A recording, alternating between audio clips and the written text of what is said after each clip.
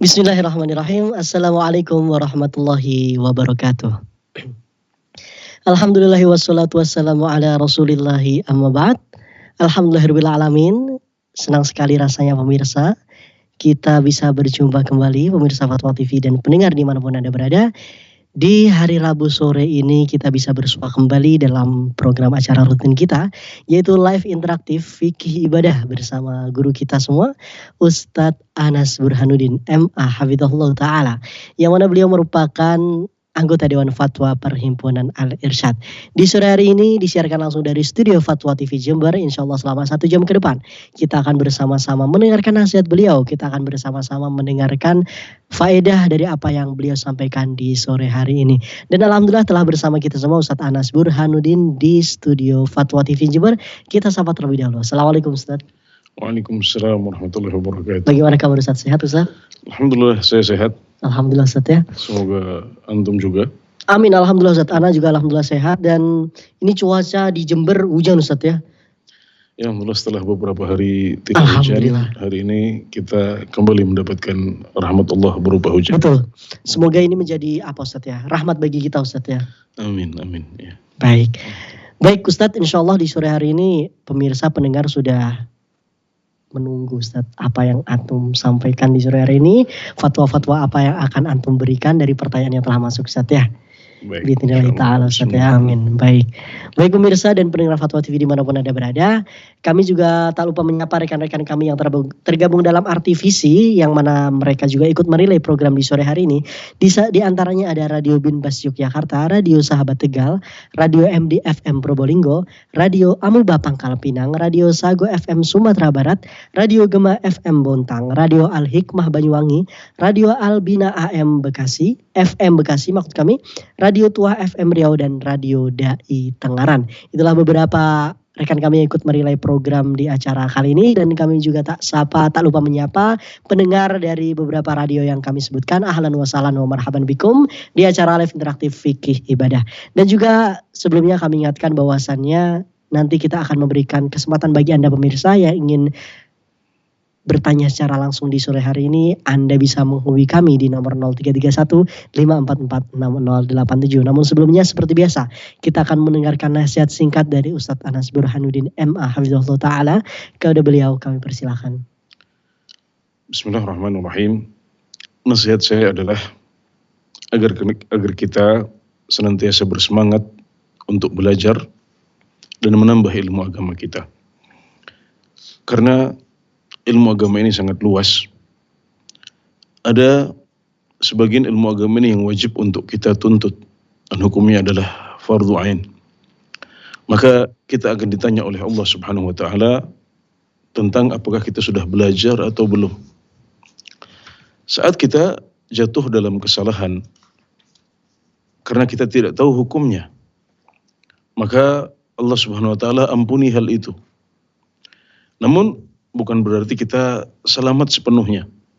Karena kalau ilmu tersebut adalah ilmu yang wajib untuk kita tuntut, tapi kita tidak mau untuk mempelajarinya, kemudian kita jatuh dalam kesalahan tersebut, maka berarti kita tercela karena tidak menuntut ilmu dan tidak tahu hukum permasalahan tersebut. Jadi di satu sisi termaafkan karena kita melakukan sesuatu yang kita tidak tahu hukumnya. Tapi kemudian di satu sisi kita tercela karena tidak mau belajar. Padahal itu termasuk ilmu yang wajib untuk kita tuntut. Dan jangan khawatir karena belajar dan menuntut ilmu selalu berbuah manis. Al-Imam Ibnul Qayyim rahimahullah ta'ala pernah mengatakan, kullu ma fil Qur'ani min madah fahuwa min thamratil ilm. Wa kullu ma fil Qur'ani min dhammin fahuwa min thamratil jahal. Semua yang ada dalam Al-Qur'an berupa pujian adalah buah dari ilmu. Sebaliknya, semua yang ada dalam Al-Qur'an berupa celaan, maka itu adalah buah dari kebodohan.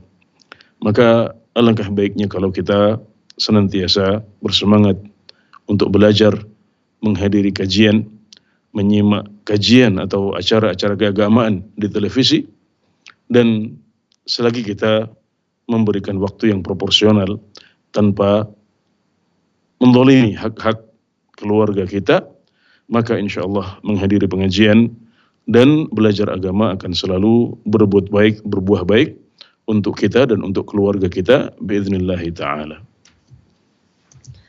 Baik, terima kasih Ustadz, syukron, jazakallah khairan Ustadz atas nasihatnya, pengingat bagi kita semua di sore hari ini. Baik, pemirsa dan pendengar Fatwa TV setia dimanapun Anda berada, kami juga tak lupa mengingatkan sekali lagi bagi Anda pemirsa yang ingin berinteraksi secara langsung, yang ingin bertanya secara langsung kepada Ustadz Anas di sore hari ini, Anda bisa menghubungi kami di line telepon di nomor 0331 544 6087. Sekali lagi di 0331 544 6087. Baik Ustadz, sembari menunggu penelpon yang masuk Ustadz, kita akan membacakan pertanyaan yang telah masuk.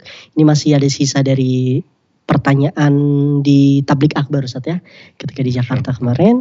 Ini masih ada pertanyaan banyak sekali Ustadz yang belum kita jawab. Insya Allah kita akan mulai jawab Ustadz ya. Kita akan bacakan pertanyaan. Baik, dari Ibu Ana Susanti, bismillah. Afwan Ustadz, izin bertanya. Ada orang yang sering merasa ingin buang air kecil, sehingga beliau sering bolak-balik ke kamar mandi ketika sholat, sering merasa batal wudhu, dan ini memakan waktu yang lama. Beliau sudah ke dokter juga, namun sampai saat ini kondisi masih seperti ini. Mohon pencerahannya Ustadz, bagaimana menghukumi kondisi seperti ini untuk beliau bisa sholat dengan tenang. Jazakumullah khairan.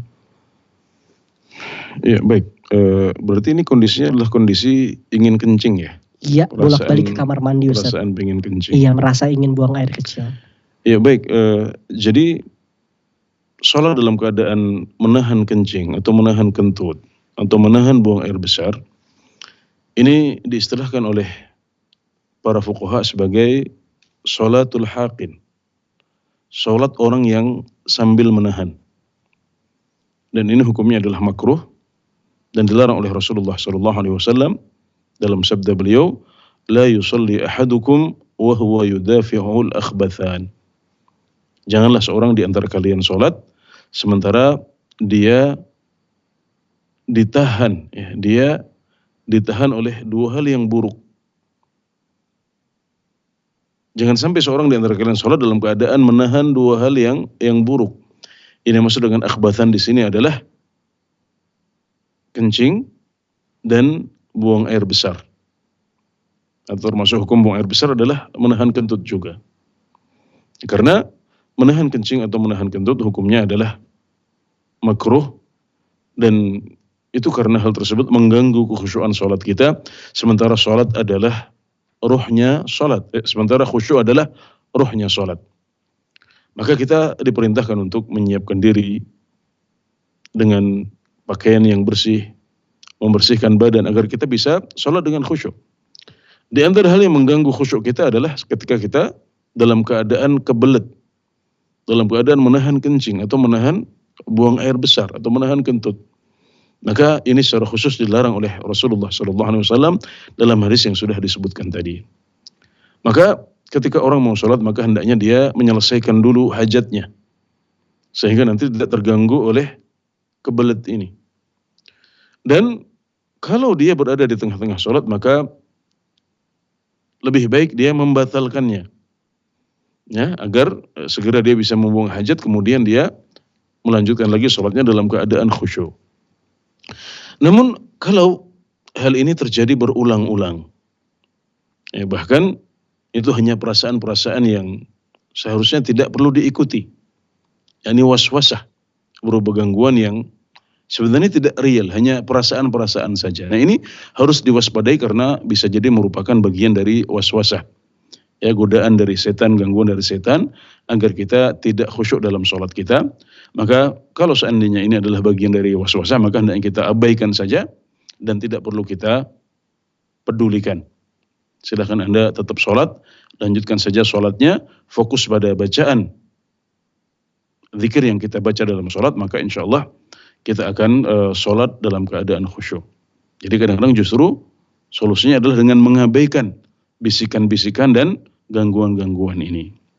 Adapun kalau itu adalah kebelet yang real, maka tadi sudah disebutkan bahwasanya kita dilarang untuk sholat dalam keadaan seperti itu, maka bereskan dulu hajat Anda, kemudian kembali ke sholat dalam keadaan lebih siap dan lebih khusyuk insyaallah.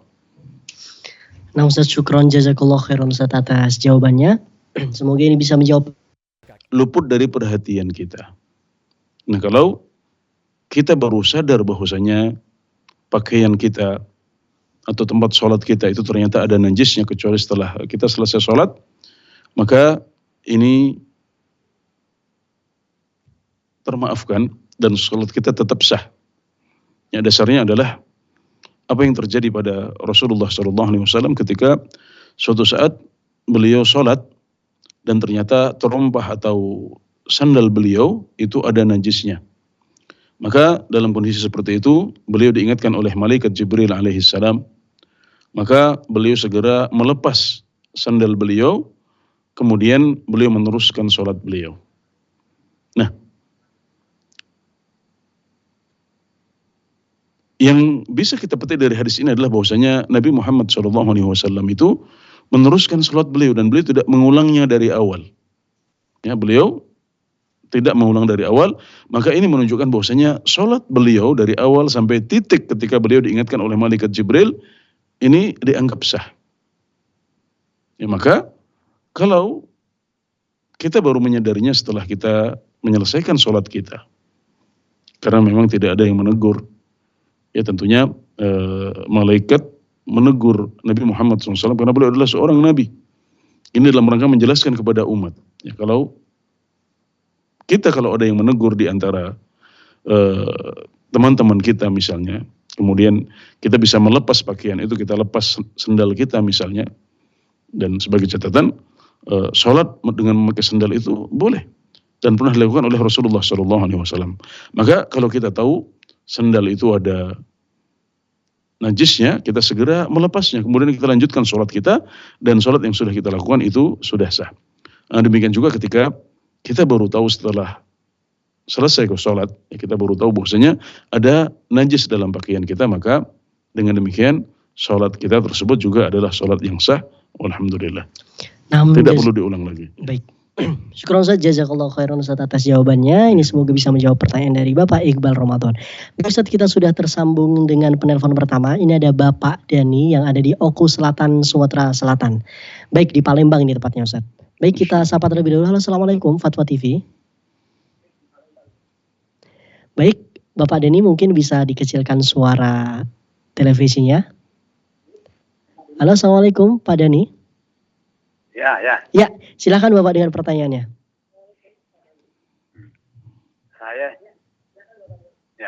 Apa perbedaannya hukum dengan hadat? Tolong penjelasannya. Hukum dengan hadas. Apa maksudnya najis dengan hadas, Pak? Ya. Baik. Pak Dan. Najis. Kan kalau hukum agama kan. Adat, misalnya keadaan kami ada. Oh, adat. Oke. Ya, baik. Baik, perbedaan hukum dengan adat Pak Dani ya. Ya. Terima kasih Pak Dani, jazakallah khairan. Baik Ustaz, silakan Ustaz. Gitu, ya. Ya, baik. Pak Dani bertanya tentang perbedaan antara hukum dengan adat. Nah, hukum adalah satu kata yang lebih umum, ya, dan mencakup hal yang lebih luas daripada adat. Karena hukum itu mencakup hukum agama, mencakup hukum adat, mencakup hukum akal, ya, hukum logika. Kemudian juga termasuk mencakup hukum bahasa. Ya, ini diantara beberapa hukum yang ada dalam literaturnya para ulama. Ini semuanya dicakup oleh kata hukum.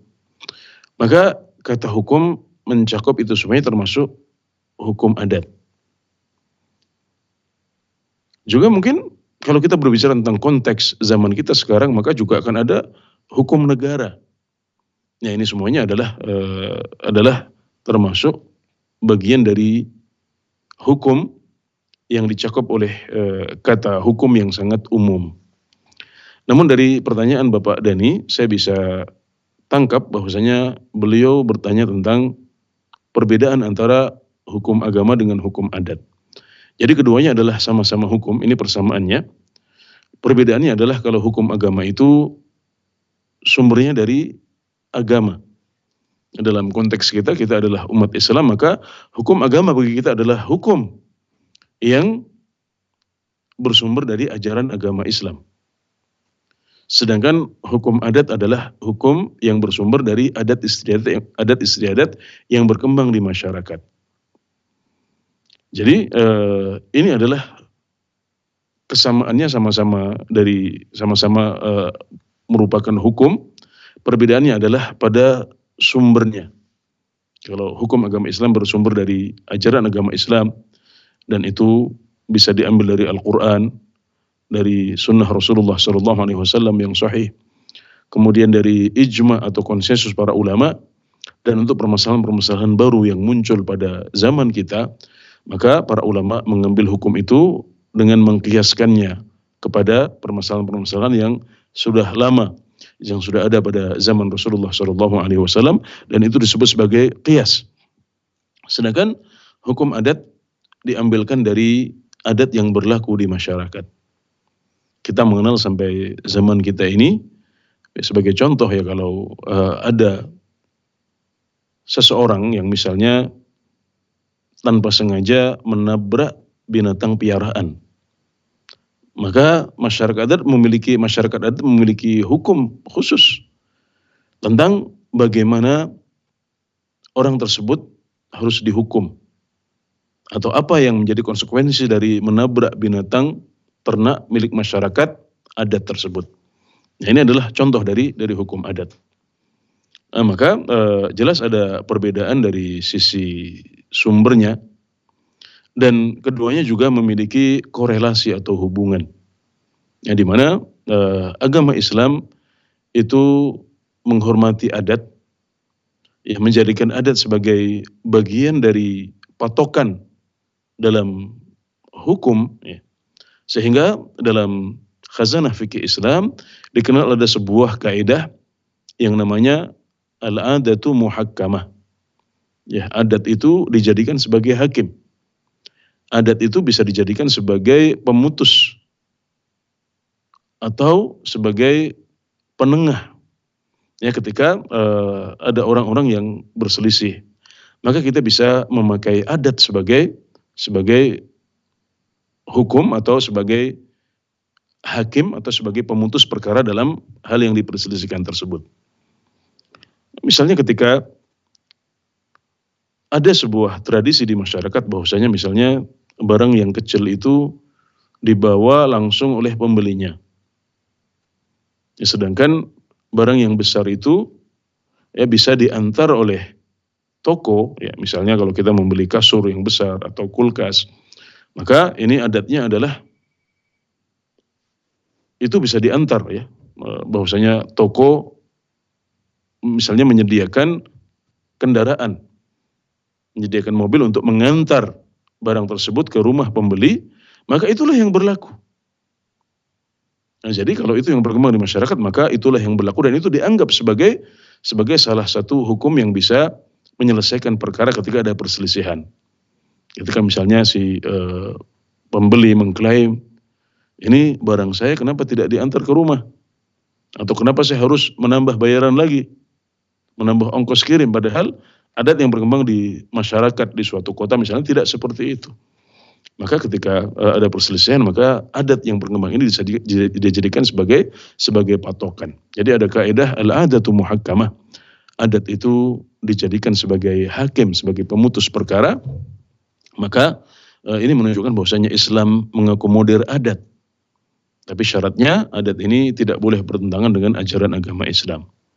Adapun kalau adat itu bertentangan dengan agama Islam, maka dia ditolak, dan kita harus mengedepankan hukum Islam di atas adat yang bertentangan dengan ajaran agama Islam.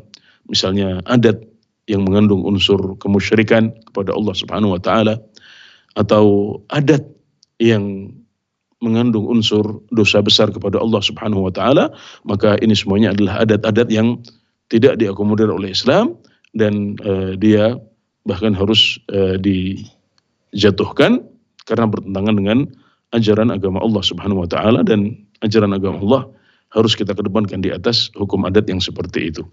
Baik, ini semoga bisa dipahami dengan baik oleh Bapak Dani di Sumatera Selatan. Nah Ustaz, syukron jazakallah khairan Ustaz atas jawabannya Ustaz ya. Semoga ini sekali lagi bisa menjawab pertanyaan dari Bapak Dani yang ada di Sumatera Selatan. Baik, kembali kami mengingatkan bagi Anda pemirsa yang ingin bertanya secara langsung di sore hari ini, Anda bisa menghubungi kami di nomor yang sama di 0331 544 6087. Baik, sembari menunggu pertanyaan yang masuk, saat kembali kita akan membacakan pertanyaan. Ini dari Bapak Aldi Afriansyah. Bismillah, Assalamualaikum warahmatullahi wabarakatuh Ustaz. Waalaikumsalam warahmatullahi wabarakatuh. Apa hukumnya apabila kita pulang kantor tetapi bersamaan dengan waktu maghrib dan baru bisa melaksanakan sholat tetapi sudah masuk waktu isya? Bagaimana melakukan sholat maghribnya? Apakah tetap dilakukan di perjalanan, misalkan di bus, atau tetap dilakukan ketika sudah di rumah? Jazakumullah khairan katsiran. Baik, Allah Subhanahu wa taala berfirman, "Innas salata kanat 'alal mu'minina kitaban mawquta." Sungguh salat adalah merupakan kewajiban yang telah ditentukan waktunya bagi orang-orang yang beriman. Ini menunjukkan bahwasanya setiap salat itu punya waktunya masing-masing. Ada awal waktu yang tidak boleh kita dahului, dan kalau kita salat sebelum waktunya masuk maka salat kita tidak sah. Begitu juga kita tidak boleh untuk mengakhirkan salat sampai keluar waktunya, kecuali dengan uzur, misalnya karena kita ada kesibukan tertentu, ada sakit, ya, ada operasi, atau dalam kondisi safar, maka kita boleh untuk melakukan sholat di luar waktunya, yakni dengan menjamak sholat. Maka hukum dasarnya adalah kita tidak boleh menjamak sholat kecuali kalau kita memiliki uzur yang kuat untuk menjamak sholat kita. Maka dalam kasus yang ditanyakan, hendaknya kita berusaha untuk sholat dulu sebelum kita naik kendaraan umum atau menaiki kendaraan kita. Toh karena waktu maghrib sudah masuk, maka hendaknya kita sholat maghrib dahulu, ya, baru kemudian kita naik kendaraan umum.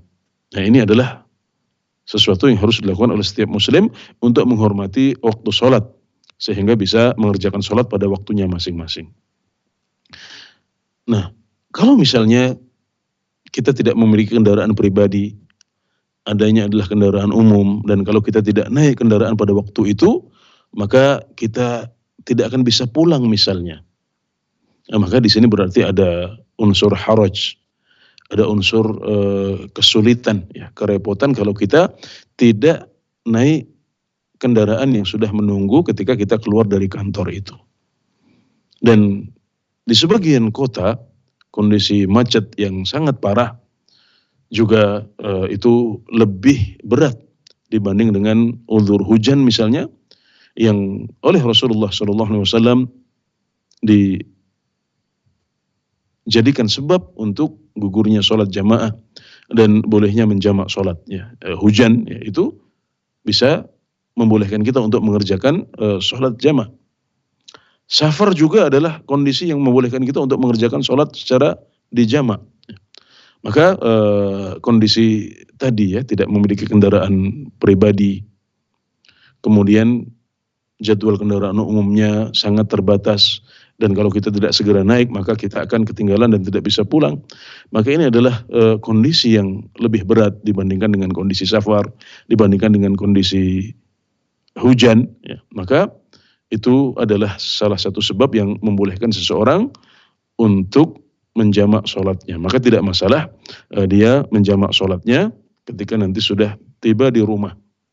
Ya, ini adalah sebuah kemudahan yang diberikan dalam agama kita, dan Islam itu memiliki unsur fleksibilitas, ada unsur luas. Dan jika ada kesulitan-kesulitan seperti ini, maka kita boleh untuk mengambil rukhsah yang diberikan oleh Allah Subhanahu wa taala. Tapi sekali lagi, hukum asalnya adalah setiap sholat harus dikerjakan pada waktunya. Nah, kalau ada kerepotan, ada kesulitan untuk melakukannya pada waktunya, kita boleh menjamak sholat tersebut. Alhamdulillah. Nah, syukron jazakallah khairan Ustaz. Kita sudah terhubung dengan penelpon selanjutnya Ustaz. Ada Ibu Yanti di Sumatera Barat. Kita sapa terlebih dahulu. Halo, Assalamualaikum Fatwa TV. Waalaikumsalam warahmatullahi wabarakatuh. Baik Ibu, silahkan dengan pertanyaannya. Assalamualaikum Ustaz. Waalaikumsalam warahmatullahi wabarakatuh. Mau nanya Ustaz, di saat menjamak sholat fardu, apakah zikir yang dibaca, zikirnya dibaca pada masing-masing sholat, ataukah boleh sekali aja di waktu sholat yang akhir Ustaz? Baik. Jazakallah khair. Assalamualaikum warahmatullahi wabarakatuh. Waalaikumsalam warahmatullahi wabarakatuh. Waalaikumsalam warahmatullahi wabarakatuh. Ya, ketika seseorang menjamak sholat, maka kedua sholat ini dilakukan dalam waktu yang berdekatan. Jadi tidak boleh ada jeda yang terlalu panjang antara dua sholat ini. Ketika kita sholat zuhur dengan asar, ya, misalnya secara jamak, maka hendaknya kita mengerjakan sholat zuhur dahulu. Nah, kemudian setelah itu kita segera mengerjakan sholat asar. Karena jamak itu adalah menggabungkan. Ya, maka kita gabungkan, maka segera dilakukan. Dan dulu praktiknya pada zaman Rasulullah SAW, ya, beliau mengerjakan sholat jamak itu dengan satu adzan dan dua iqamat.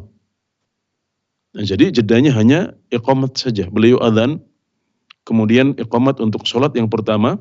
Setelah itu beliau menyuruh para sahabat untuk iqamat lagi untuk sholat yang kedua. Jadi jedanya hanya dengan iqamat saja. Bahkan dalam sebagian hadis ketika beliau mengerjakan sholat jamak ini di haji wada beliau, disebutkan bahwasanya beliau tidak melakukan apa-apa di antara keduanya.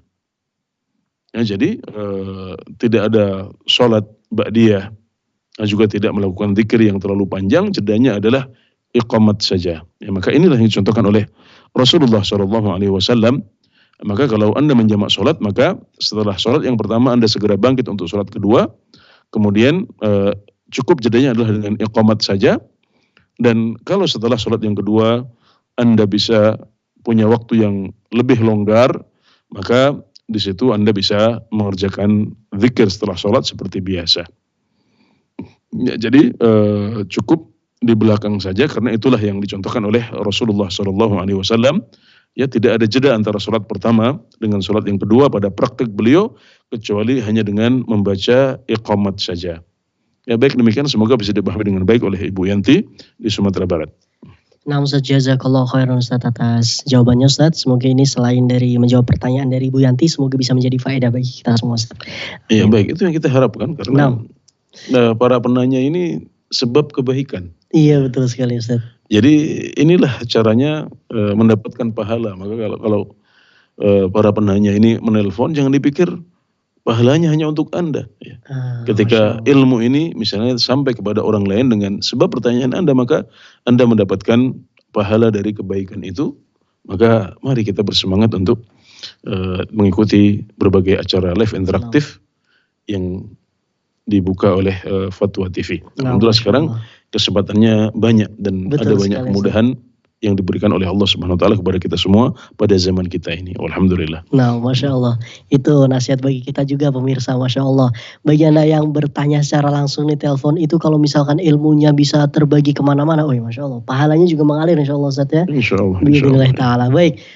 Ustadz, kita akan melanjutkan pertanyaan Ustadz. Ini sembari menunggu telepon ya yang masuk. Kita ada pertanyaan dari Ibu Nurul Azizah. Assalamualaikum Ustadz, izin bertanya. Ini pertanyaan cukup penting dan menarik bagi kita semua, terutama untuk yang perempuan ya.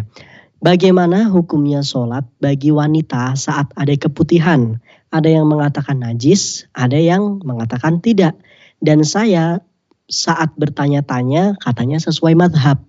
Bagaimana dengan yang tidak bermadhab Ustadz? Dan bagaimana pula hukumnya yang tidak bermadhab, karena dari keluarga pun saat dicanya tidak mempunyai madhab, hanya ahlus sunnah wal jamaah. Bagaimana Ustadz, mohon penjelasannya. Ya, baik. Jadi tentang madhab ini ya. Jadi yang hendaknya menjadi komitmen setiap muslim adalah menjalankan ibadah sesuai dengan tuntunan Rasulullah SAW. Maka dengan sarana apapun yang membuat kita bisa menjalankan ibadah kita sesuai dengan tuntunan Nabi Muhammad SAW, maka itu adalah baik. Ya, maka tentang bermadhab ini, ya. Bermadhab itu hukumnya adalah boleh tapi tidak wajib. Ya, ini sebagaimana dijelaskan oleh guru kami, Profesor Dr. Sulaiman bin Salimullah Ar-Ruhaili, hafizahullah ta'ala. Beliau pernah menyampaikan bahwasanya bermadhab itu hukumnya boleh dan tidak wajib. Jadi tidak masalah bagi kita untuk menisbatkan diri kepada salah satu madhab. Misalnya seperti di Indonesia, bermadhab Syafi'i misalnya. Atau bermadhab Hambali. Bisa juga bermadhab Hanafi, bermadhab Maliki. Ini adalah madhab 4 yang paling masyhur. Bahkan beliau juga silahkan kepada madhab lain dalam bingkai Ahlus Sunnah wal Jamaah. Termasuk misalnya madhab Zahiri, boleh. Atau madhab Ahlul Hadis, atau Athari, Ahlul Athar. Ini semuanya dibolehkan. Tapi kadang-kadang kata bermadhab ini dimaksudkan sebagai mengikuti satu madhab secara fanatik, di mana dia akan mengambil pendapat madhab itu dari A sampai Z. Bahkan kalau seandainya telah jelas dan terbukti bahwasanya salah satu pendapat madhab itu adalah pendapat yang lemah dan bertentangan dengan sunnah Rasulullah SAW misalnya. Nah, maka ini yang disebut sebagai fanatisme madhab, dan ini adalah catatan besar yang dilarang kalau kita akhirnya memilih untuk bermadhab. Ketika beliau mengatakan bermadhab itu boleh, maka tidak bermadhab juga berarti. Ketika beliau mengatakan boleh dan tidak wajib, itu artinya bahwasanya kalau kita misalnya memilih untuk tidak bermadhab, maka itu hukumnya juga boleh. Nah, kalau kemudian kita memilih untuk bermadhab, ya karena madhab ini juga disarikan dari Al-Quran, dari hadis, dari ijma'nya para ulama, maka ini adalah sebuah cara beragama yang bagus. Jadi pembahasan-pembahasannya sudah rapi, sistematis, sudah teruji, dikaji oleh para ulama yang berkompeten dari masa ke masa. Maka bermadhab memiliki kelebihan ini. Jadi pembahasannya sudah matang. Nah, kita tinggal mempelajari kemudian mengamalkannya saja.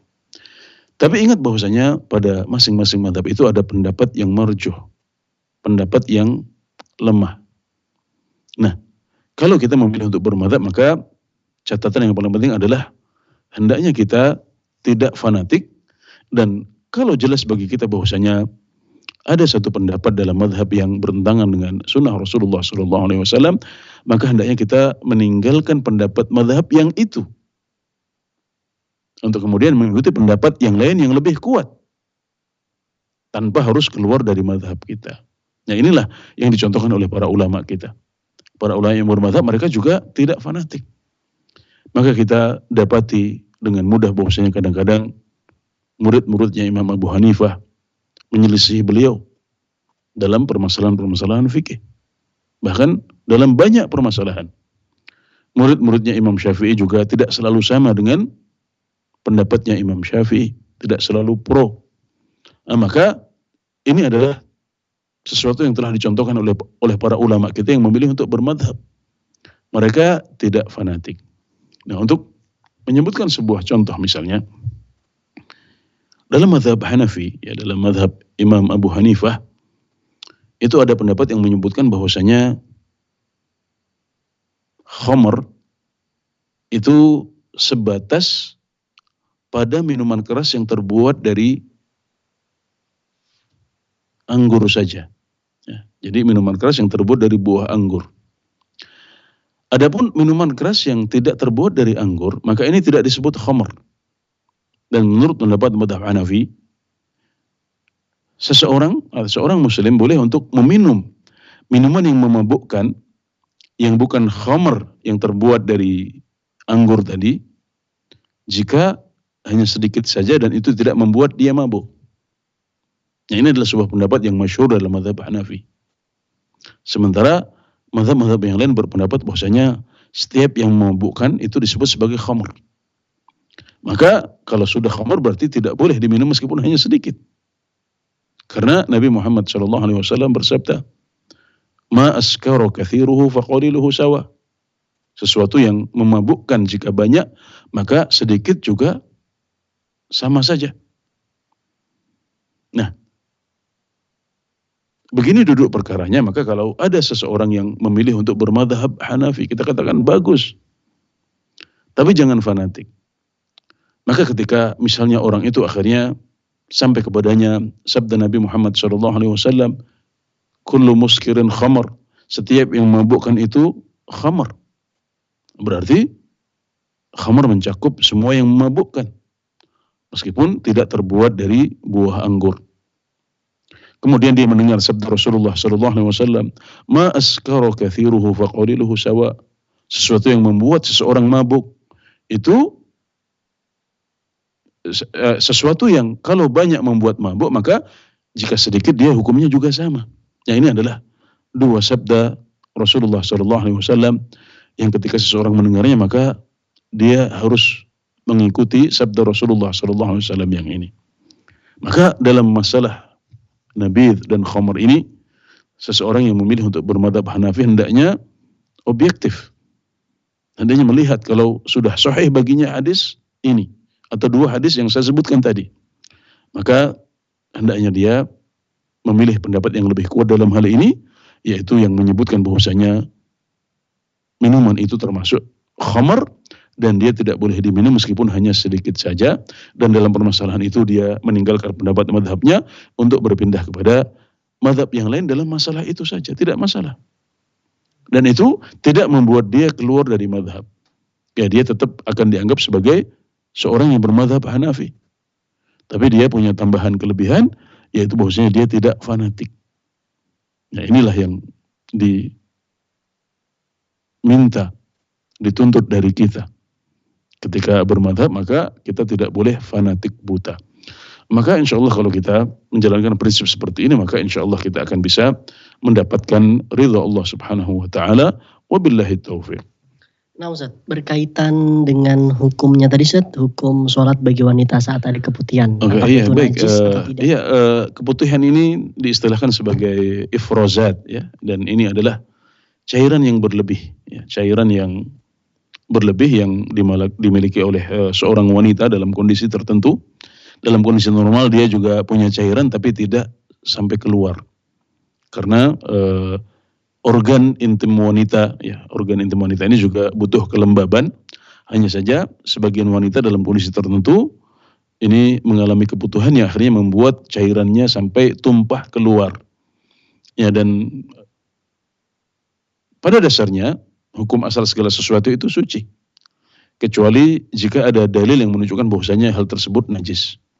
Maka dalam hal ifrozat atau hal keputihan ini kita juga menggunakan kaidah ini, bahwasanya kita tidak mengetahui ada penjelasan bahwasanya keputihan itu disebut najis oleh Rasulullah SAW.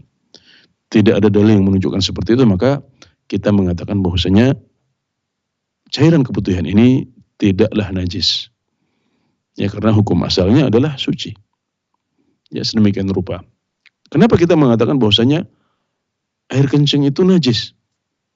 Ya, karena ada dalil yang menunjukkan bahwasanya dia najis. Ya, ini diantaranya kesepakatan para ulama semuanya bahwasanya air kencing itu hukumnya najis. Juga sabda Nabi Muhammad SAW yang bunyinya yughsalu min bauli al-jariyah wa yurashu min bauli al-ghulam. Ya, kencingnya anak laki-laki yang belum makan apa-apa kecuali hanya susu ibunya, itu cukup diciprati atau diperciki. Sedangkan kencingnya anak perempuan itu harus dicuci. Ya, ini menunjukkan bahwasanya kencing itu najis. Nah, maka kita hukumi air kencing sebagai najis karena ada dalilnya. Adapun ifrozat atau keputihan, maka kita tidak mendapatkan dalil yang menunjukkan bahwasanya hal tersebut najis, maka berarti kita bertahan pada hukum asal. Segala sesuatu itu hukumnya tidak najis kecuali kalau ada dalilnya. Maka inilah hukum dari keputihan atau ifrozat yang ditanyakan oleh saudari penanya. Allahu ta'ala a'lam. Nah, Ustaz, syukron jazakallahu khairan Ustaz atas jawabannya Ustaz. Kita akan beralih ke pertanyaan selanjutnya, namun sebelumnya kami mengingatkan kepada pemirsa, bagi Anda yang ingin bertanya secara langsung, Anda bisa menghubungi kami di nomor yang sama di 0331 544 6087. Baik, kita sudah terhubung dengan hamba Allah di Kepulauan Riau. Kita sapa terlebih dulu. Halo, Assalamualaikum Fatwa TV. Waalaikumsalam warahmatullahi wabarakatuh. Ya Bapak, silahkan dengan pertanyaannya. Ustaz ini nanyakan tentang masalah makanan vegetarian. Jadi makanan vegetarian ini bagaimana itu Pak Ustaz hukumnya? Karena kita ini kan sudah lansia, jadi dianjurkan jangan makan yang berlemak, aroma saban. Jadi kebetulan ada ormas yang mensegahkan makanan vegetarian ini, apa itu boleh kita konsumsi itu Pak Ustaz? Mungkin demikian aja dulu. Ya, vegetarian ya Pak ya? Vegetarian ya. Ya, saya syukuran aja Pak Ustaz dengan hati aja. Nah, terima kasih Bapak dengan pertanyaannya. Barakallahu fikum. Silakan Ustaz. Baik, sebelum saya berpindah ke Bapak hamba Allah di Kepulauan Riau ya, saya ingin menambahkan tadi. Ini juga faedahnya berhubungan dengan pertanyaan beliau juga. Ya. Kembali ke pertanyaan tentang keputihan tadi. Ya. Sebelum kita menjawab pertanyaan dari hamba Allah di Kepulauan Riau, ini Ustadz akan melanjutkan Ustadz ya, ada faedah dari pertanyaan yang dari Ibu Nurul tadi tentang sholat wanita saat hari keputihan Ustadz. Oke, baik. Jadi ketika seseorang sudah bertanya kepada ulama atau ustadz yang dia percayai, maka kewajibannya sebagai orang awam sudah cukup. Kalau ustadznya misalnya mengatakan, oh itu keputihan itu tidak najis. Atau sebaliknya memang menurut sebagian ulama itu najis. Kalau dia sudah mengatakan demikian, maka kewajiban dia sebagai seorang awam itu sudah terpenuhi. Karena kewajiban orang awam adalah bertanya. Allah Subhanahu wa taala berfirman, "Fas'alu ahla dzikri in kuntum la ta'lamun." Maka bertanyalah kepada para ulama jika kalian tidak mengetahuinya.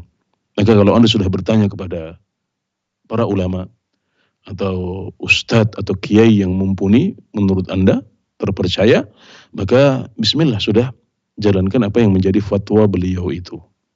Ya, dan apa yang kami sampaikan tadi bahwasanya ifrozat atau rutubah atau keputihan itu tidak najis adalah pendapat jumhurul ulama, pendapat sebagian besar ulama. Oke, baik, adapun tentang makan makanan vegetarian, ya ini juga termasuk salah satu aspek yang kita perlu tanyakan kepada ahlinya. Ya, Bapak menanyakan hal ini tapi kepada para dokter atau para ahli gizi.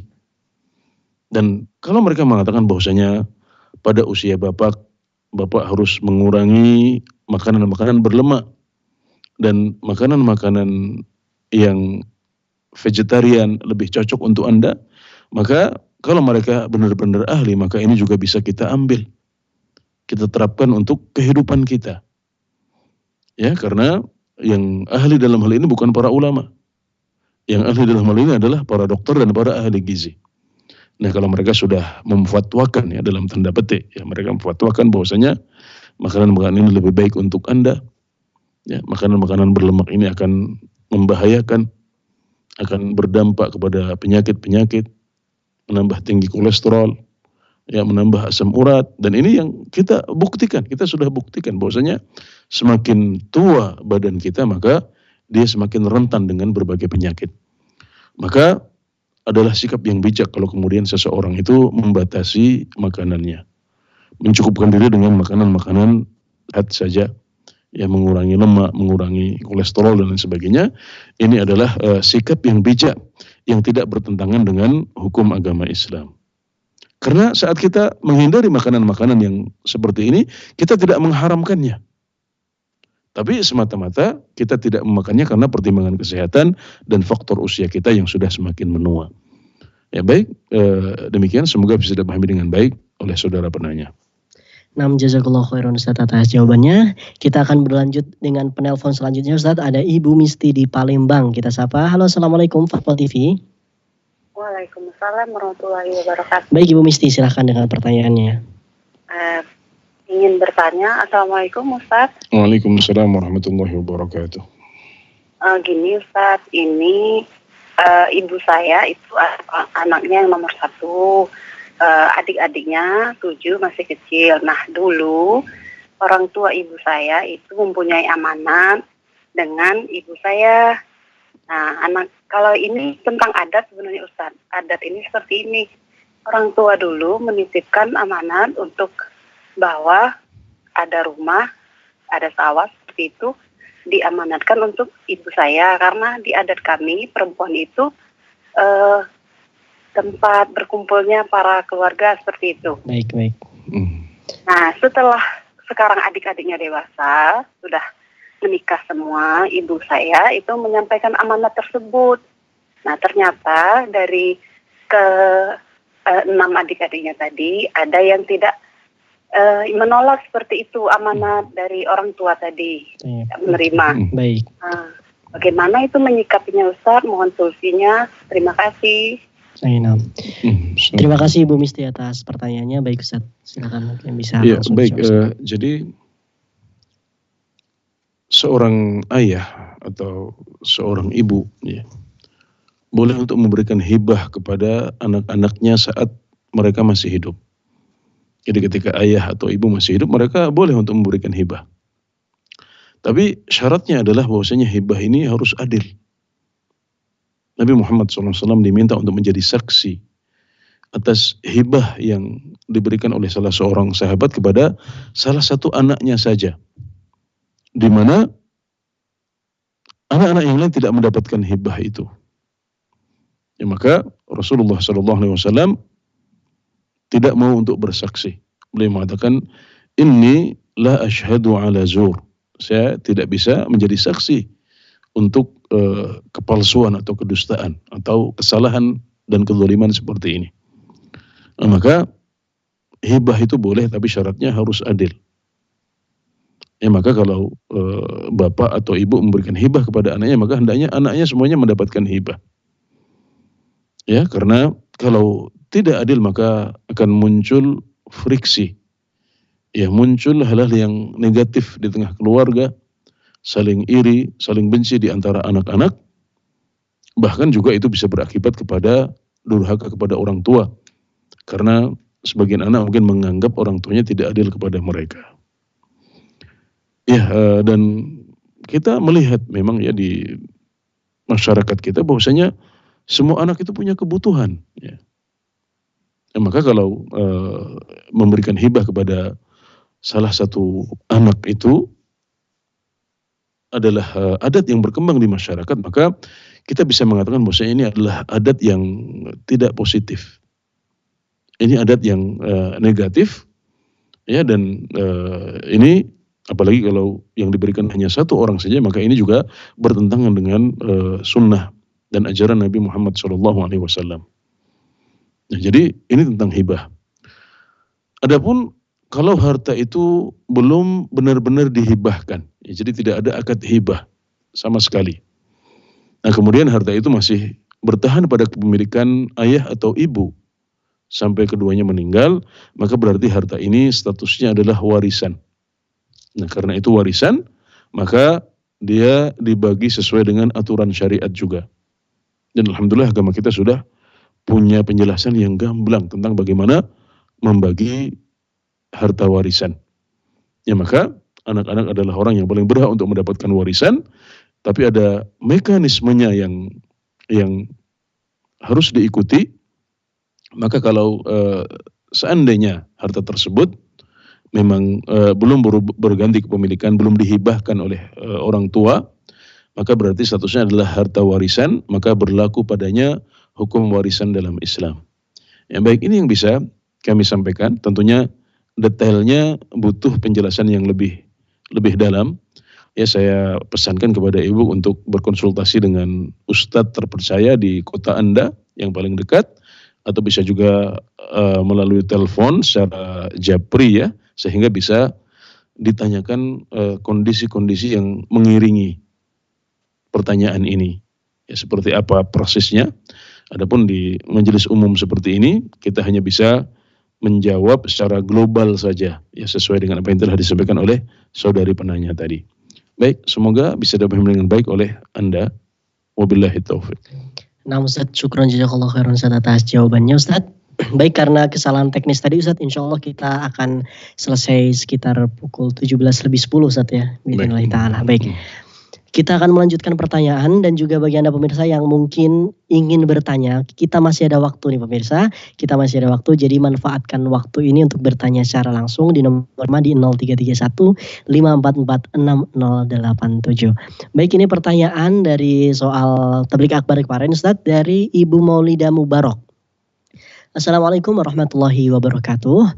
Semoga Allah memberikan rahmat kepada seluruh ustadz yang menegakkan Al-Quran dan Sunnah dan seluruh kaum muslimin di seluruh penjuru bumi. Amin ya rabbal alamin. Afwan Ustadz, saya mau bertanya, bolehkah kita mengusap di atas kaos kaki saat berwudu dikarenakan posisi kita wudu ini di tempat umum dan tidak memungkinkan untuk membuka kaos kaki? Saya mendengar dari ustadz yang berbeda, yang satu boleh, yang satu tidak. Jadi pendapat mana yang lebih kuat? Syukran jazakallahu khairan. Ya, sekali lagi saya ingin sampaikan agar masyarakat dan umat Islam tidak bingung. Ya, ketika Anda bertanya kepada seorang ustadz yang Anda percaya, maka kewajiban Anda sudah tuntas, kewajiban Anda sudah tunai. Ya, berarti Anda sudah bertanya kepada ahlinya, maka amalkanlah apa yang beliau fatwakan. Ya, tapi kalau misalnya kemudian Anda mendengar pendapat yang kedua, kemudian membuat Anda bingung, ya bolehlah ditanyakan lagi. Dan nanti kalau Anda sudah bertanya, maka itu sudah cukup dan jangan bingung lagi. Ya. Jadi ini penting untuk saya sampaikan. Ya, jadi ya, tadi bagaimana kalau kita mengusap di atas kaos kaki? Baik. Al-masah 'alal jawrab, ya. Mengusap kaos kaki. Ya, jadi mengusap khuf. Kalau khuf yang disebutkan dalam hadis Rasulullah SAW, ya, itu adalah terbuat dari kulit. Jadi seperti kaos kaki tapi terbuat dari kulit. Jadi ini lebih tebal. Nah, itu adalah khuf yang jelas-jelas boleh diusap. Adapun kaos kaki, ya maka para ulama berbeda pendapat. Jadi memang bukan hanya ustadz-ustadz yang berbeda pendapat. Para ulama dari zaman dulu juga sudah berbeda pendapat apakah kaos kaki itu boleh diusap dan dikiaskan dengan khuf. Nah, para ulama yang membolehkan untuk mengusap jawrab atau kaos kaki, mereka mensyaratkan dua hal. Yang pertama, khufnya cukup tebal, samik, ya, dia cukup tebal dan tidak transparan. Kemudian yang kedua, khuf ini tidak lepas-lepas. Jadi kita bisa berjalan di atasnya, kita berjalan dengan kaos kaki ini. Kita bisa berjalan dengan kaos kaki ini. Dan alhamdulillah pada zaman kita ini, ya dengan teknologi, dengan bagusnya kualitas kain, maka kita bisa dengan mudah mendapatkan kaos kaki yang cukup tebal dan tidak transparan. Kemudian dia juga bisa kita pakai berjalan dan tidak jatuh-jatuh, tidak lepas-lepas. Nah, kalau kaos kaki yang Anda pakai adalah kaos kaki yang memenuhi dua kriteria ini, maka Anda boleh untuk mengusapnya. Dan ini menjadi rukhsah bagi para wanita, ya, untuk sebagai tambahan faedah, para wanita boleh untuk mengusap kaos kaki dan juga boleh untuk mengusap kerudung mereka. Ya, ini bisa dipakai ketika mereka berwudu di tempat umum. Ya, jadi tidak perlu dilepas kerudungnya, tidak perlu dilepas kaos kakinya, karena itu adalah aurat. Tapi ingat, untuk pembahasan mengusap kaos kaki, maka disyaratkan Anda sudah memakainya dalam keadaan suci. Jadi syaratnya adalah ketika Anda memakai kaos kaki, Anda dalam keadaan suci. Nah, kalau Anda sudah memakainya dalam keadaan suci, maka pada kesempatan kedua ketika Anda wudu, maka Anda boleh untuk mengusapnya. Nah, ini adalah syarat yang disebutkan oleh para fuqaha untuk mereka yang ingin mengusap khuf atau mengusap kaos kaki. Baik, semoga bisa dipahami dengan baik. Allahu ta'ala a'lam. Nah Ustaz, syukron jazakallah khairan Ustaz atas jawabannya Ustaz. Mungkin ini akan saya bacakan pertanyaan terakhir Ustaz ya. Masih ada beberapa menit lagi.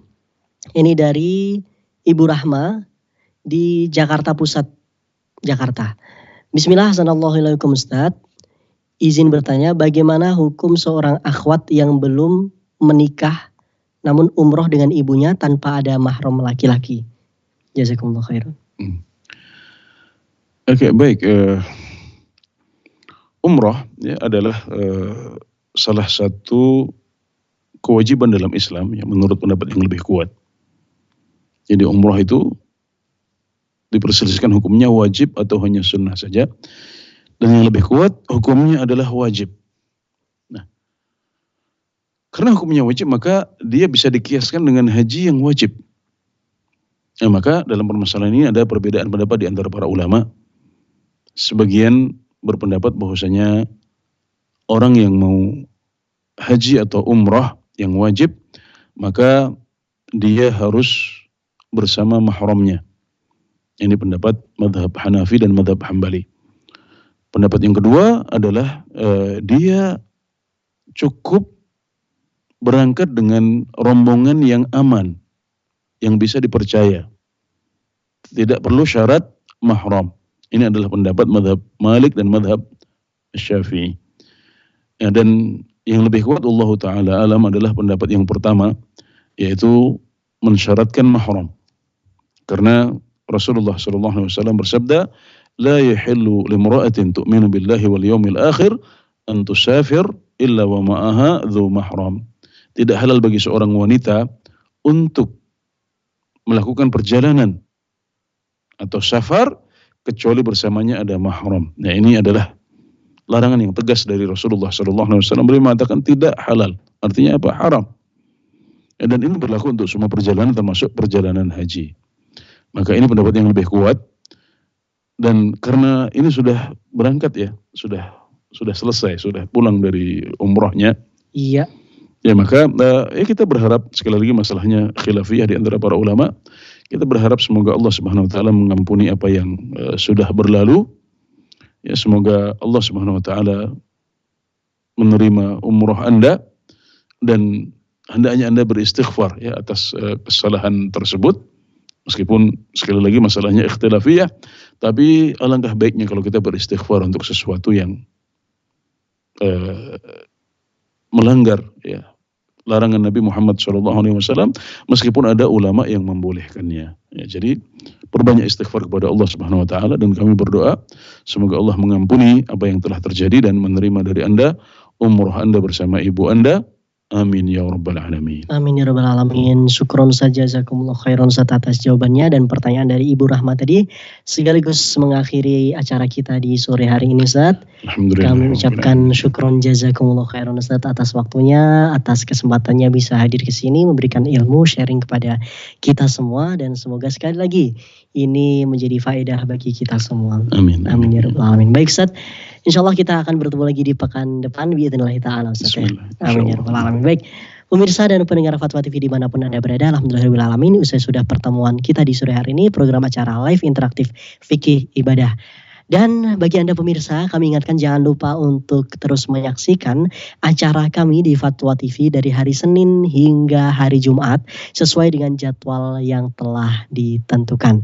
Dan bagi Anda pemirsa yang ingin mengetahui rangkaian acara di Fatwa TV lebih detail, Anda bisa mengunjungi website kami di www.fatwatv.id dan juga Anda bisa update tanya jawab di website kami pula di www.dewanfatwa.com/tanya jawab.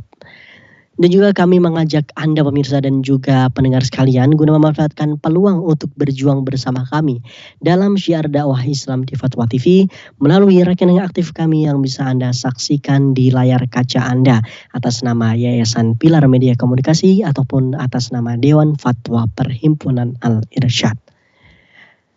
Baiklah pemirsa, alhamdulillahirrahmanirrahim. InsyaAllah kita akan bertemu lagi di kesempatan yang lain di pekan yang akan datang. Bi'idhnillahi ta'ala. Kami mewakili kerabat kerja yang bertugas pamit undur diri. Kita tutup pertemuan kali ini dengan doa kafaratul majlis. Subhanakallahumma wa bihamdika asyhadu an la ilaha illa anta astaghfiruka wa atubu ilaik. Wassalamualaikum warahmatullahi wabarakatuh.